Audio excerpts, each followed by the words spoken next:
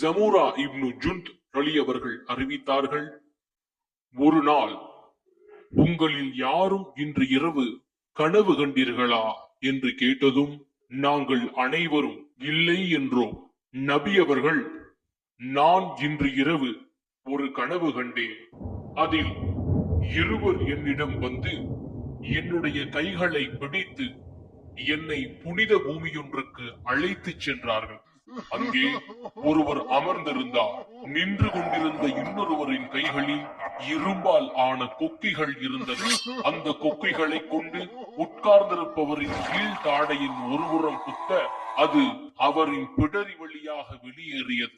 இப்படியே தாடையின் இன்னொரு புறமும் செய்தார். இதற்குள் தாடையின் முதற் பகுதி ஒழுங்காகிவிட்டது. பின்பு இது குத்தப்பட்டதும் அது பழைய நிலையை அடைந்தது. உடனே நான், இது என்ன என்று கேட்டேன். அதற்கு அவ்விருவரும் நடங்கள் என்றனர். அப்படியே நடந்தபோது அங்கு ஒருவர் மல்லாந்து படுத்திருந்தார். அவரின் தலைமாட்டிலே பெரிய பாறையுடன் நிற்கும் இன்னொருவர் அதை கொண்டு அவரின் தலையை உடைத்தார். அவ்வாறு உடைக்கும் போது பாறை உருண்டு ஓடியது. அந்த பாறையை அவர் எடுத்து வருவதற்குள் சிதைந்த தலை பழைய நிலைக்கு மாறிவிட்டது. மீண்டும் வந்து உடைத்தார். உடனே இவர் யார் என கேட்டேன். அதற்கு அவ்விருவரும் நடங்கள் என்றனர். எனவே நடந்தோம். அங்கு அடுப்பு போன்ற ஒரு பொந்தி இருந்தது. அதன் மேற்பாகம் குறுகலாகவும் அடிபாகம் விசாலமாகவும் இருந்தது. அதற்கு கீழ் நெருப்பு எரிந்து கொண்டிருந்தது. நெருப்பின் உஷ்ணம் அதிகமாகும் போது அந்த ஒன்றின் அடியில் உள்ளவர்கள் வெளியேற முயன்றார்கள். ஆனால் மேற்பகுதி குறுகலாக இருப்பதால் வெளியேற முடியவில்லை. நெருப்பு அணைந்ததும் பழைய பகுதிக்கே வந்து விட்டார்கள். அதில் ஆண்களும் பெண்களும் நிர்வாணமாக கிடந்தார்கள். நான், இவர்கள் யார் என்று கேட்டேன். அதற்கு அவ்விருவரும் நடங்கள் என்றனர். எனவே நடந்தோம். ஓர் இரத்த ஆற்றின் பக்கம் வந்தோம். அந்த ஆற்றின் நடுப்பகுதியில் ஒருவர் நின்று கொண்டிருந்தார். அவருக்கு முன்பாக கற்கள் கிடந்தன. ஆற்றின் ஓரத்தில் இன்னொருவர் நின்று கொண்டிருந்தார். அந்த மனிதர் ஆற்றை விட்டு வெளியேற முயலும் போது இவர் அவரின் வாயில் கல்லை எறிந்தார். அக்கல் பட்டதும் கரையேற முயன்றவர் முன்னிருந்த இடத்திற்கே தள்ளப்பட்டார். இவ்வாறு அவர் வெளியேற முயலும் போதெல்லாம் இவர் அவரின் வாயிலில் கல்லை அடிக்க அவர் மீண்டும் பழைய இடத்திற்கே சென்றார். அப்போது நான், என்ன இது என்று கேட்டேன். அதற்கு அவ்விருவரும் நடங்கள் என்றனர். எனவே நடந்தோம். நடந்து ஒரு பசுமையான பூங்காவிற்கு வந்தோம். அதில் ஒரு பெரிய மரம் இருந்தது. அதன் அடியில் ஒரு வயோதிகரும் சில சிறுவர்களும் இருந்தனர். அந்த மரத்திற்கு அருகில் ஒருவர் இருந்தார். அவருக்கு முன்னால் நெருப்பு எரிந்து கொண்டிருந்தது.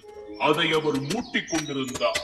பிறகு அவ்விருவரும் என்னை அம்மரத்தில் ஏற்றி கொண்டு போய் அங்கு ஒரு வீட்டில் பிரவேசிக்க செய்தார்கள். நான் இதுவரை அப்படி ஓர் அழகான வீட்டை பார்த்ததே இல்லை.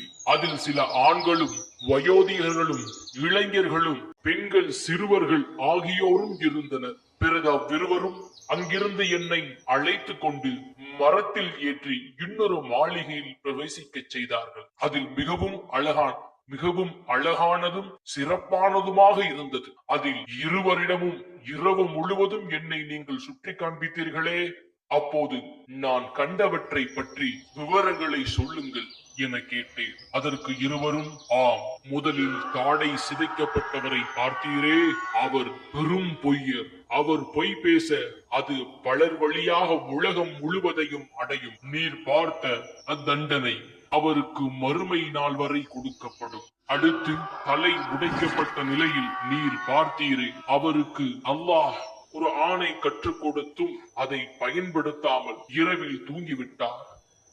பகலில் அதை செயல்படுத்தவில்லை. எனவே அந்த அவருக்கு மறுமை நாள் வரை அது கொடுக்கப்படும். அடுத்து ஒரு பொந்தில் சிலரை பார்த்தீரே, அவர்கள் விபச்சாரத்தில் ஈடுபட்டவர்கள். இரத்த ஆற்றில் சிலரை பார்த்தீரே, அவர்கள் வட்டி வாங்கி தின்றவர்கள். மரத்தின் அடிபாகத்தில் இருந்த பெரியவர் இப்ராஹிம் அலைஹி வஸல்லம் அவர்கள். அவரை சுற்றி இருந்த சிறுவர்கள் முஸ்லிம் மக்களின் குழந்தைகள்.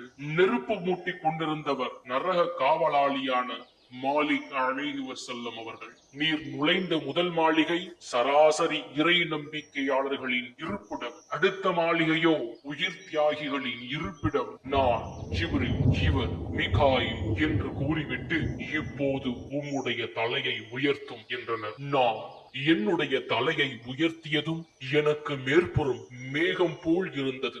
அப்போது இருவரும், இதுவே மறுமையில் உம்முடைய இருப்பிடம் என்றதும், நான் என்னுடைய இருப்பிடத்தில் என்னை நுழைய விடுங்களேன் என்று. அதற்கு இருவரும், உம்முடைய வாழ்நாள் இன்னும் மிச்சம் இருக்கிறது, அதை நீர் இன்னும் பூர்த்தி செய்யவில்லை, எனவே அதனை நீர் பூர்த்தி செய்ததும் நீர் உம்முடைய இருப்பிடம் வருவீர் என்றனர் என்று நபி அவர்கள் கூறினார்கள்.